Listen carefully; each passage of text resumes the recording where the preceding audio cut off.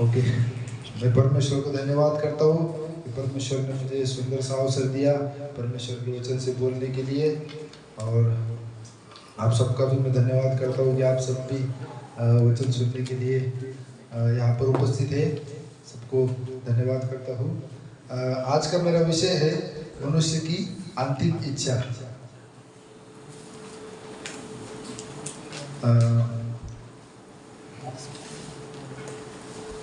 हम आज अध्ययन करेंगे लूका उसका 18 से 30, 18 से 18 का 30। सॉरी, ये टॉपिक ह्यूमन का लास्ट विश। वचन लूक 18 वर्ष 18 to 30 पढ़ना है। वो आएंगे। हम पहले मैं इस बुक के बारे में थोड़ा इंट्रोडक्शन दूंगा। यह पुस्तक जो है वो पुस्तक लूका ने लिखी है। लूका एक चिकित्सक था, डॉक्टर था एक लूका, और वो 12 प्रेरितों में से एक नहीं था, लेकिन वो पौलुस का सहायता मतलब सहकर्मी था, पौलुस के साथ में कार्य करने वाला था। और ये एकमात्र ऐसा व्यक्ति था जो यहूदी नहीं था जिसने बाइबल के अंदर मतलब बाइबल में कुछ पुस्तकों को लिखा है, 2 पुस्तकों को लिखा है, एक पीड़ितों का काम और एक लूका। ये 2 पुस्तकें उसने लिखी है। और एक यूनानी व्यक्ति था। ये कब लिखी गई? ये लगभग 60 ईस्वी AD 16 to 62 के बीच में लिखी गई। अब हम वचन पढ़ेंगे 18 से 30 तक। कोई हिंदी में पढ़ना। किसी सरदार ने उससे पूछा, हे उत्तम गुरु, अनंत जीवन का अधिकारी होने के लिए मैं क्या करूं? यीशु ने उससे कहा, तू मुझे उत्तम क्यों कहता है? कोई उत्तम नहीं, केवल एक ही, अर्थात परमेश्वर। तू आज्ञाओं को तो जानता है, व्यभिचार ना करना, हत्या ना करना और चोरी ना करना, झूठी गवाही ना देना, अपने पिता और अपनी माता का आदर करना। उसने कहा, मैं तो इन सब को लड़कपन ही से मानता आया हूँ। यह सुन यीशु ने उससे कहा, तुझ में अब भी एक बात की घटी है। अपना सब कुछ बेचकर कंगालों को बांट दे और तुझे स्वर्ग में धन मिलेगा, और आकर मेरे पीछे हो ले। वह यह सुनकर बहुत उदास हुआ, क्योंकि वह बड़ा धनी था। यीशु ने उसे देखकर कहा, धनवानों का परमेश्वर के राज्य में प्रवेश करना कितना कठिन है। परमेश्वर के राज्य में धनवान के प्रवेश करने से उनका सुई के नाके में से निकल जाना सहज है। इस पर सुनने वालों ने कहा, तो फिर किसका उद्धार हो सकता है? उसने कहा, जो मनुष्य से नहीं हो सकता वह परमेश्वर से हो सकता है। पतरस ने कहा, देख, हम तो घर बार छोड़कर तेरे पीछे हो लिए हैं। उसने उनसे कहा, मैं तुमसे सच कहता हूँ कि ऐसा कोई नहीं जिसने परमेश्वर के राज्य के लिए घर या पत्नी या भाइयों या माता पिता या बाल बच्चों को छोड़ दिया हो और इस समय कई गुना अधिक ना पाए और आने वाले युग में अनंत जीवन। Praise the Lord. इसमें हम देखते हैं एक धनी युवक है, वन रिच मैन, और यू अंडरस्टैंड। इसमें एक धनी व्यक्ति है जो यीशु के पास में आकर कुछ प्रश्न पूछता है। तो यहाँ पर हम देखते हैं, पहले मैं इसके बारे में थोड़ा बताना चाहूँगा। मनुष्य के भीतर एक ऐसी प्यास है जिससे संसार की कोई चीज़ तृप्त नहीं कर सकती। वह प्यास है अनंत जीवन की, एक ऐसा जीवन जो अर्थपूर्ण हो, उद्देश्यपूर्ण हो और परमेश्वर के साथ हो। ये सबके जीवन में ये प्यास है। अंत में यही एक बचता है कि मनुष्य को एक प्यास है, एक अर्थपूर्ण जीवन जीने की, एक अच्छा जीवन जीने की। इस कहानी में एक युवा है जो धार्मिक है, नैतिक है, समाज में सम्मानित है, लेकिन उसके भीतर कुछ अधूरा है। वह अनंत जीवन की तलाश में यीशु के पास आया। अब यहाँ पर हम देखते हैं एक धनी व्यक्ति के बारे में बताइए। जो वचन है वो तीनों सुसमाचारों में पाया जाता है। ये जो वचन है तीनों समाचारों में पाया जाता है। मत्ती उसका 19 का 16 से लेकर 30 तक है। मरकुस उसका 10 उसका 17 से 31 तक है। ये तीनों सुसमाचारों में पाया जाता है। वहाँ पर हेडिंग के नीचे दिया है। और हम देखते हैं कि यहाँ पर सरदार लिखा है और वहाँ पर एक युवक के बारे में बताया है 2 मत्ती में। तो हम देखते हैं यहाँ पर एक युवक है, एक युवा व्यक्ति। युवा मतलब ज़्यादा से ज़्यादा 30 साल के नीचे ही होगा एक देखा जाए तो।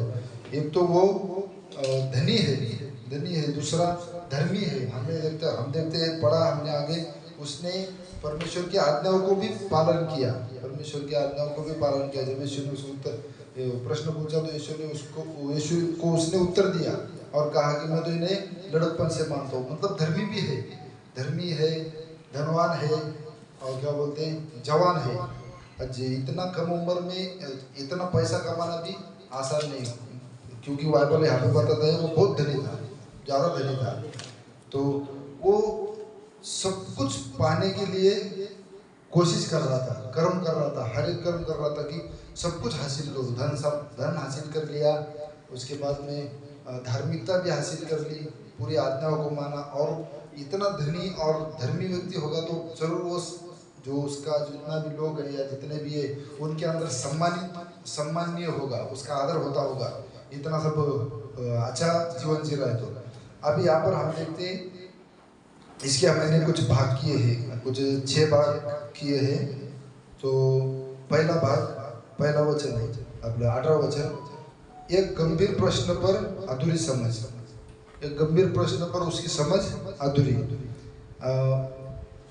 वो यीशु के पास आकर बोलता है, हे उत्तम गुरु, अनंत जीवन का अधिकारी होने के लिए मैं क्या करूं? वो यीशु को पूछता है। तो यीशु उसको उत्तर देता।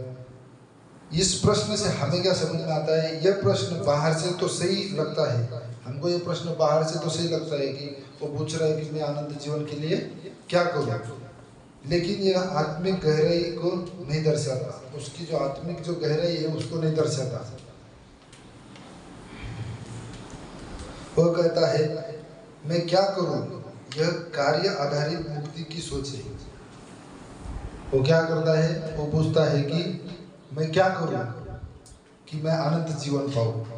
तो वहाँ पर जो उसका जो पूछने का ये है, वो जो पूछता है कि मैं क्या करूं मतलब कार्य, किस कार्य करने से मैं अनंत जीवन पाऊं। लेकिन हम देखते हैं यीशु जानता था कि यह व्यक्ति स्वयं के कार्यों से अनंत जीवन पाने की चाहत रखता है। क्या करता है? स्वयं के जीवन से अनंत जीवन पाने की चाहत रखता है। आज भी कई लोग सोचते हैं प्रार्थना, उपवास और सेवकाई में अनंत जीवन कमा सकते हैं।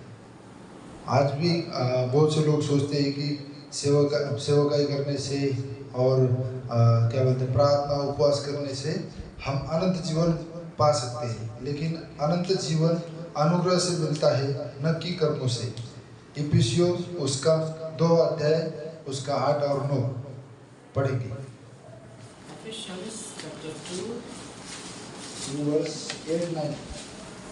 पढ़ा जाए। पढ़ो। क्योंकि विश्वास के द्वारा अनुग्रह ही से तुम्हारा उद्धार हुआ है, और ना ही तुम्हारी ओर से नहीं वरन परमेश्वर का दान है, और न कर्मों के कारण, ऐसा ना हो कि कोई घमंड करे। तो यहाँ पर हम देखते विश्वासी के द्वारा हमारा उद्धार हुआ है, न कि हमारे कर्मों से। उद्धार विश्वास से है, यह तुम्हारे कामों से नहीं, ताकि कोई घमंड न करे। तो यहाँ पर हम देखते हैं कि यीशु ने उसका वो बातें उसको बताई। सच्चाई की सीधी चुनौती मन में क्या है बताया। उसके मन में क्या है वो सब बातें यीशु ने उसको बताई। वचन 19 से 21 तक, उसी का 18 का मत्ती लूका उसका 18 उसका 19 वचन से 21 वचन तक हम देखते हैं। तो उसमें मैं तो पढ़ूंगा कितना।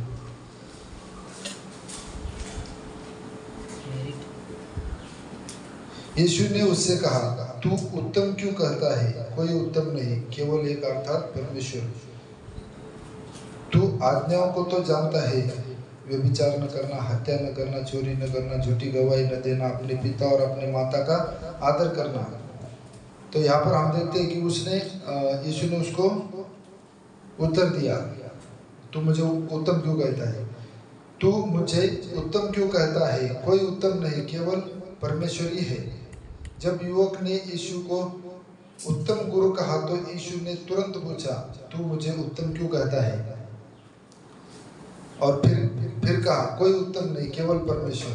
मतलब यहाँ पर यीशु उसे परख रहे थे, क्या तू मुझे केवल एक अच्छा शिक्षक मानता है या सच में जानता है कि मैं परमेश्वर हूँ? वास्तव में केवल एक ही परमेश्वर है, वास्तव में केवल एक ही उत्तम है, वो परमेश्वर है।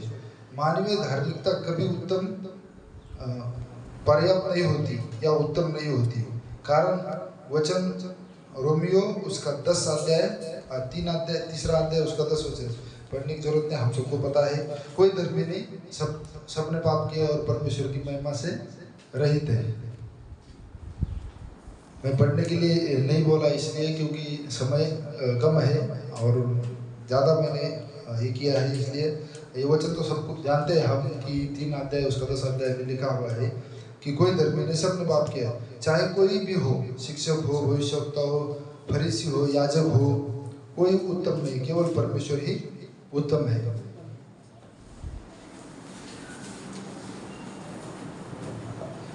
दूसरे भाग में आते हैं वचन 20 में यीशु उसके हृदय को उजागर करते हैं, यानी उसके दिल में क्या है उस बात को बताते हैं उस व्यक्ति के। यीशु ने उसे 5 आज्ञा गिनवाई, 5 आज्ञाएं गिनवाई जो मनुष्य से संबंधित नहीं थी।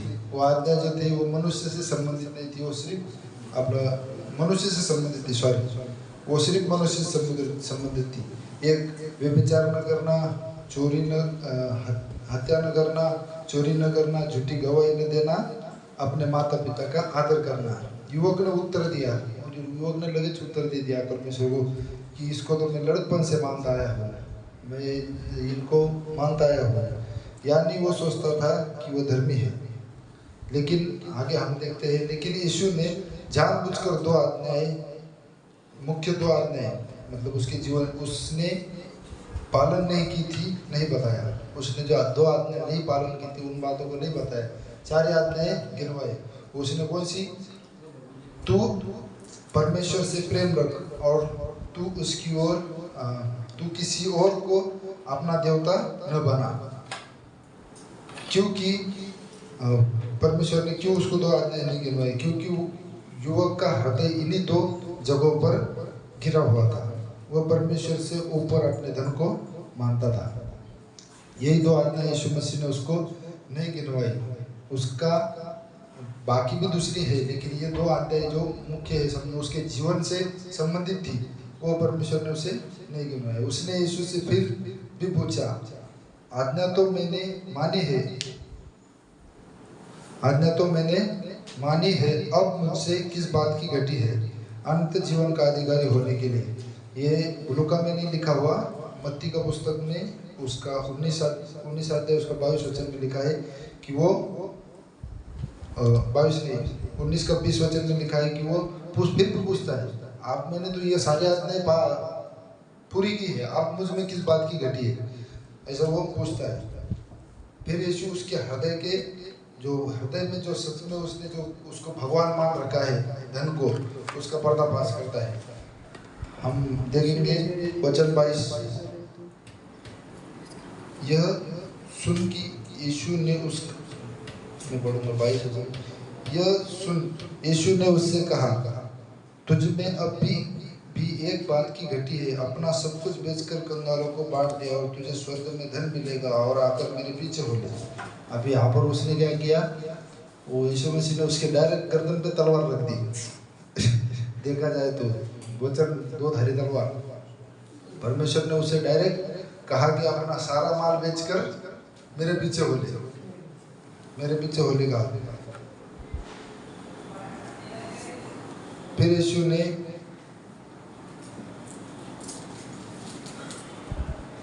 यहाँ पर हम देखते हैं, मैं लिख के लाया हूँ, यीशु ने कभी भी किसी गरीब को धनी होने के लिए नहीं कहा।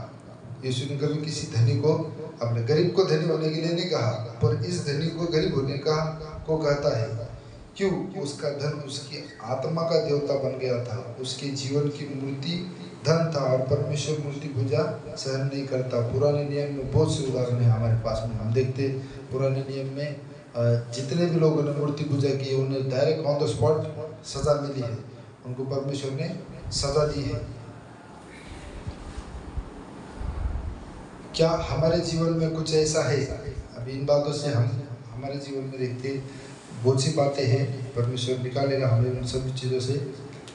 क्या हमारे जीवन में भी ऐसा है जो परमेश्वर के स्थान पर बैठा है? अहंकार, संबंध, हमारी धार्मिकता, हमारा धार्मिक जीवन। अभी इन सब बातों में अहंकार तो हम जानते हैं, अहंकार में कैसे वो परमेश्वर की जगह पर बैठ सकता है। कुछ बातों में अहंकार को कैसे हम समझ सकते हैं कि जब हमारे जीवन में अहंकार होता है तो हम परमेश्वर से भी ज़्यादा अपने आप को महत्व देते हैं, परमेश्वर से भी ज़्यादा, तो ऑटोमेटिकली हम परमेश्वर की जगह पर अहंकार को बिठा देते हैं। संबंध के बारे में भी हम जानते हैं, यहाँ पर सब भाई लोग जवान हैं, लड़कियों के बारे में हम जानते हैं। कई भाई लोग होते हैं, हर एक के जीवन में वो अनुभव आया हुआ होता है कि हम परमेश्वर के जो ऊपर हमारे संबंध को रखते हैं, तो ये भी परमेश्वर को पसंद नहीं। ये मूर्ति पूजा के बराबर है, अहंकार। और अभी धार्मिकता के बारे में आया, धार्मिकता कैसे ये हो गई, धार्मिकता के बारे में कैसे हम बोल सकते हैं? धार्मिकता तो अच्छी है, धार्मिक जीवन जीना तो बहुत अच्छा है, लेकिन यहाँ पर मतलब क्या कि उस धार्मिकता के अंदर ये ना हो, क्या बोलते उसको, घमंड नहीं होना चाहिए। हम देखेंगे लूका भी है, उसका 18 अध्याय उसका 9 वचन से 14 में पढ़ने की जरूरत नहीं, मैं कहानी बताऊंगा इसमें क्या है। तो इसमें दो व्यक्ति है, एक फरीसी है और एक चुंगी लेने वाला है। इन दोनों भी व्यक्ति परमेश्वर के मंदिर में प्रार्थना करने जाते हैं। तो जो धर्मी व्यक्ति होता है, जो फरीसी व्यक्ति होता है, वो बोलता है कि जो प्रार्थना करता है, हे प्रभु मैं इस चुंगी लेने वाले की तरह नहीं हूँ, ना मैं व्यभिचार करता हूँ, ना मैं पाप करता हूँ, मैं मेरा दशमांश देता हूँ, उपवास करता हूँ, प्रार्थना करता हूँ, ये सब बातें उसको परमेश्वर को बोलता है। लेकिन जो कंगाल है, जो चुंगी लेने वाला है, वो व्यक्ति के बारे में यीशु मसीह बोलता है, उसने स्वर्ग की ओर नजर भी उठाना न चाहा और रो कर अपनी छाती पीटकर परमेश्वर से कहने लगा, पीट कर कहा, हे प्रभु मुझ पापी पर दया कर। तो यहाँ पर हम देखते हैं यीशु मसीह बोलता है कि वो नहीं, पर ये व्यक्ति धर्मी बनकर यहाँ से घर जाएगा अपने। तो यहाँ पर हम देखते हैं कि धार्मिकता के विषय में क्या है कि धार्मिकता क्यों हमको ये नहीं करना चाहिए, मतलब धार्मिकता होनी चाहिए, लेकिन जो हमारे धार्मिक जो जीवन है वो उद्धार जो है वो धार्मिकता के कारण, हमारे धार्मिकता के कारण नहीं, तो परमेश्वर के अनुग्रह से हमको मिला है। तो धार्मिकता, उसके बारे में यीशु मसीह ने उसके जीवन में वो व्यक्ति के बारे में बताया कि उसने सब बातें पूरी कर ली, लेकिन कुछ बातों में वो ये था, एक दुखी विदाई और एक गहरा सत्य, वचन 23 और 25। वह युवक ये बातें सुनकर बहुत उदास हो गया और चला गया, क्योंकि वह बहुत धनी था। यीशु ने कहा धनवान का परमेश्वर के राज्य में प्रवेश करना कठिन है। यहाँ पर यीशु परमेश्वर ने बताया जो धनवान है उसका परमेश्वर के राज्य में प्रवेश करना बहुत कठिन है। मतलब यहाँ पर उदाहरण दिया है कि सुई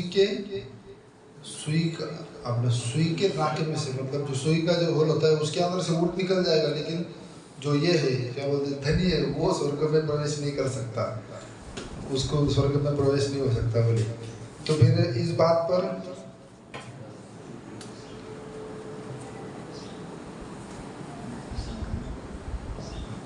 युवक उदास होकर चला गया क्योंकि वह अनंत जीवन चाहता था पर कीमत चुकाना नहीं चाहता था। आज कितने लोग हैं उद्धार चाहते हैं पर समर्पण नहीं, अनंत जीवन में प्रवेश करना चाहते हैं पर उसके साथ नहीं। मत्ती उसका 10 उसका 38 वचन में उस बारे में बताया है कि जो मुझको अपने माता या पिता या अपने जो भी बात है धन को या किसी भी चीज़ को मुझसे अधिक प्रिय जानता है वो मेरे योग्य नहीं, ऐसी बातें बताई। भाग 5वां मनुष्य से असंभव है लेकिन परमेश्वर से संभव है। इसमें आता है वो वचन 26-27 धनवान का प्रवेश करना कठिन है सुनकर चेलों ने पूछा फिर किसका उद्धार होगा। यीशु ने उत्तर दिया जो मनुष्य से नहीं हो सकता वो परमेश्वर से हो सकता है।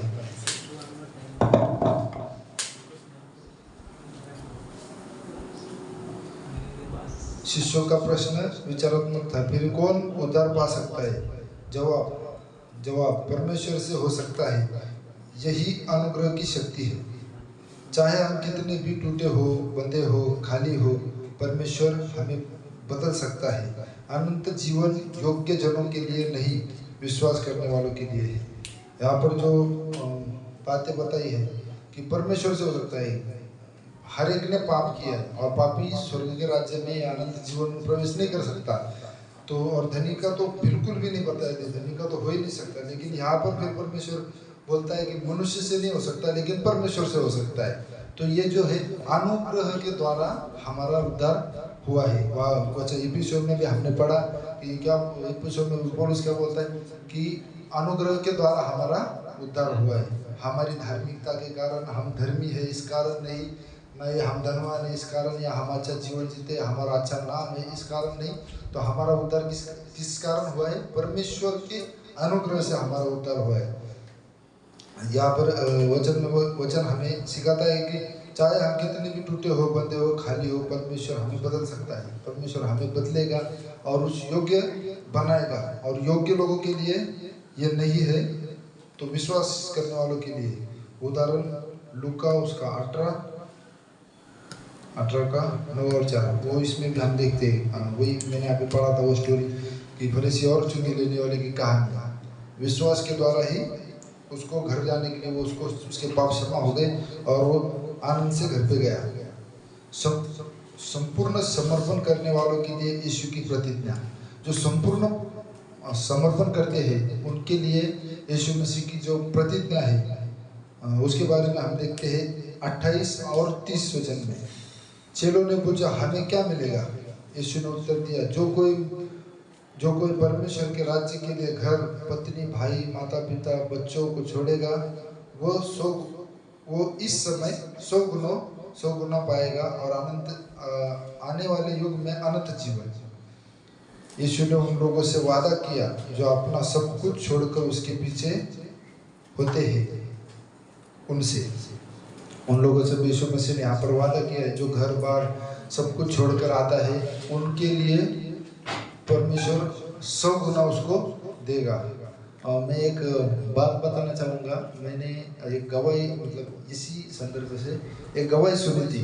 एक दीदी थी, वो हिंदू परिवार से थी और उसके घर वालों ने शायद कुछ कारण उसको घर से निकाल दिया। घर से निकालने के बाद में वो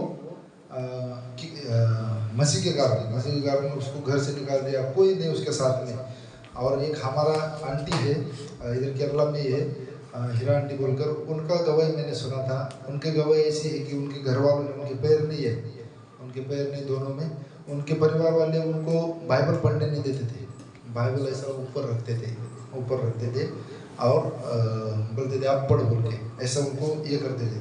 तो घर वालों ने एक दिन उसने फिर भी बाइबल पढ़ती थी, फिर उसको बाहर गेट का बाहर छोड़कर व्हीलचेयर पे रहते वो, तो बाहर छोड़ा व्हीलचेयर पे।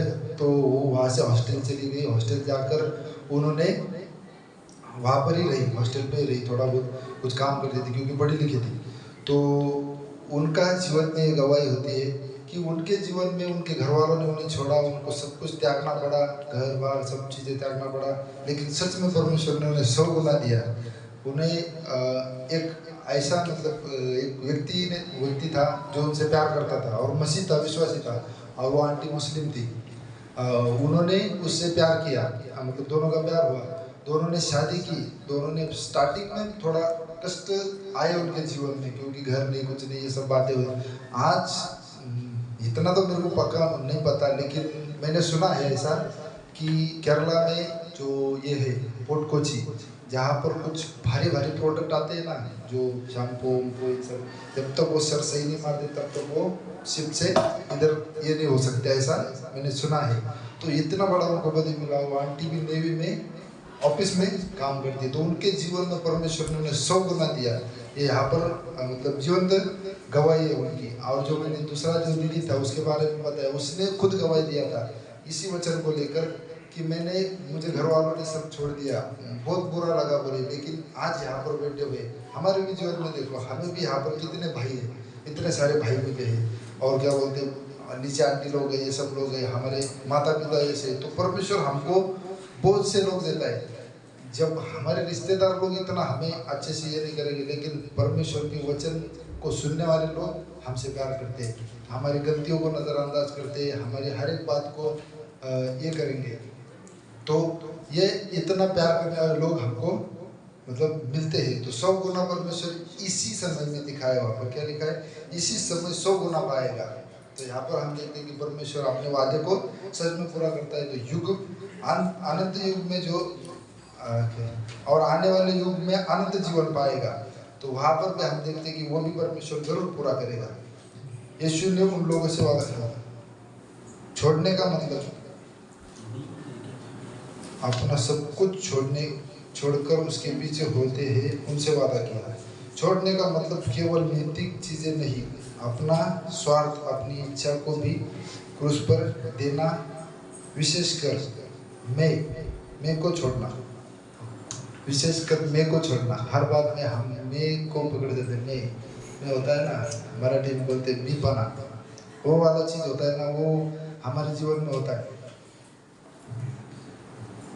सबके जीवन में है, मेरे भी जीवन में है। वो बातें आती है कहीं ना कहीं, तो भी वो बातें हमारे जीवन में आती है।